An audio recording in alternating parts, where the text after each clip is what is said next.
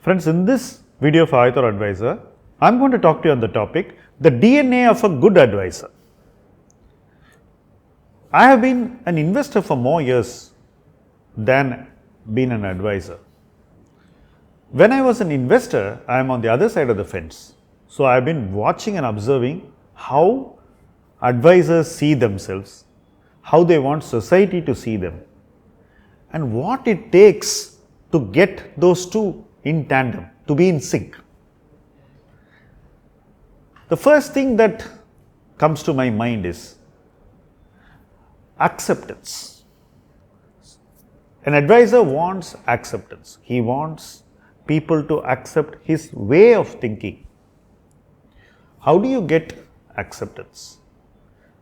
This is where the DNA of a good advisor begins to start playing out. Should you desperately seek acceptance, or should you provide the person on the other side enough evidence or enough knowledge or enough to consider and form a judgment that will bring out acceptance? This is the first point. If you have to give out things to another person, if you have to communicate to him adequately, then you need to have a certain frequency of communication. You need to talk regularly with your investors, which means you need to be open, transparent, and effective in putting your view across. The next point which you need to bring in is you should not actually sell. And this is a very, very important point. If one should not sell desperately, then you need to be self-assured and you need to be patient, because everyone wants success to come to them faster than success wants to come to them.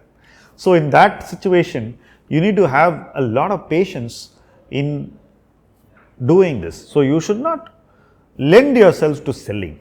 Today, I see anxiety at levels which are so high that somebody would not be able to easily do that. But this is not new. Even before I became an advisor, I used to see advisors. Even the communicative ones, those who are capable of telling the world what they think in a nice way, in good language, they used to overpromise. For an advisor, overpromising is sales, right? You tell the investor that it's easy to make 24% per annum in equity. I've seen this.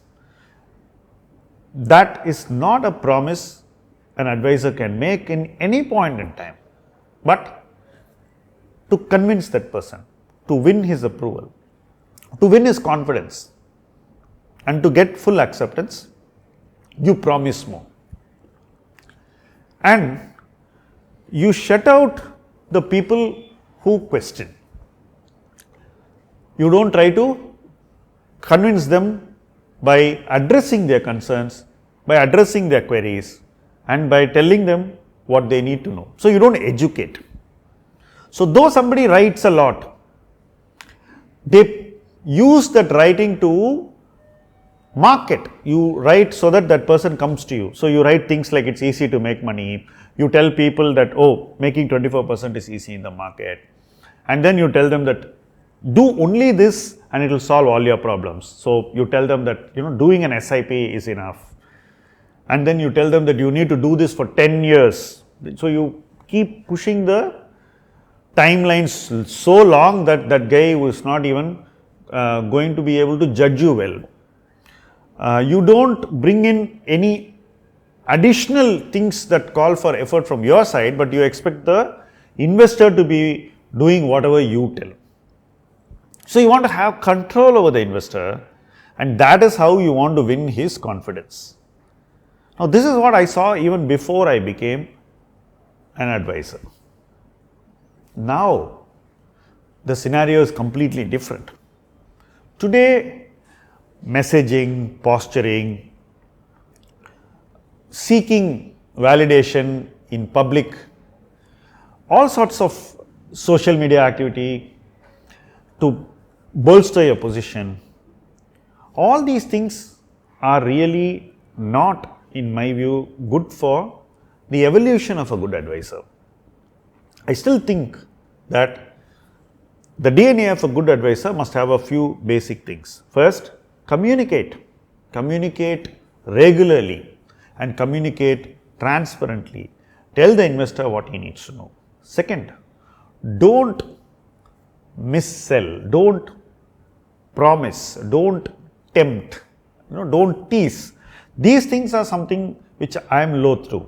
Some typical ways of doing it is by saying that, oh, I have done more returns than, let's say, the benchmark, or I have done more returns than my peer, or see, my portfolio has these winners and therefore it's must own for you, or I did this and only I did this. Now, these things are very good in the past context, but the investor coming to you today is coming to you for the investments you are going to make tomorrow. So, talking about yesterday is actually not going to give him confidence. So, you need to tell him what you are going to do for him, and you need to tell him clearly what he should expect. Talking about returns, which is a promise, which is an over promise most of the time, is something which a good advisor would not do. Instead, he would tell him how to set his expectations in every economic context. Now, last year, there was a specific economic context. So, you had to set your expectations according to that. Interestingly, even conservative investors like us who set expectations modestly have managed to do better than those expectations, and the aggressive ones would have probably done even better. But today, it's time to reset those expectations, right? You can't say that I did so well last year, so I'm going to do the same thing next year. So, you need to basically transparently reach out and tell people that, look, this is where things are, this is where it's going, your gestation is going to be like this, what we have seen in the last year happened for these reasons, and therefore, those reasons may or may not play out in the immediate future. So, you need to reset, recalibrate, and you need to constantly engage with the investor in a way in which he not only receives your advice on what to do, he internalizes that advice to set his expectations, to make choices, to prepare to wait, and to also invest later when things are not in favor. It's very easy to raise money today when things are in favor, but the good advisor will always prepare the client for a time when things will not be in favor. So, these are some of the things which I have always found in the DNA of good advisors. They may not be the most popular advisors, they may not be the biggest advisors, they may not have the highest Twitter followings, but their work would speak, and they need not speak.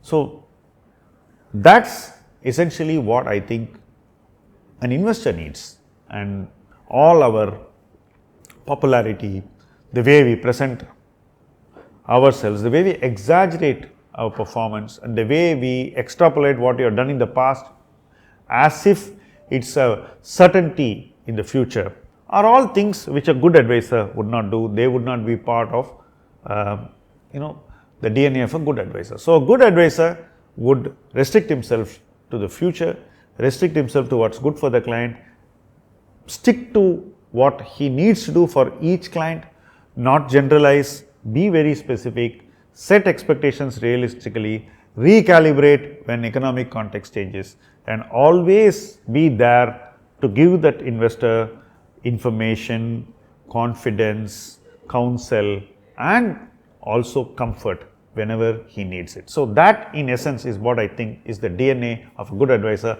I am sure that in the future we are going to see hundreds of advisors having the right DNA, who are going to serve society in a way in which society would welcome them, receive them well, use their services, and be happy to have them in each person's life.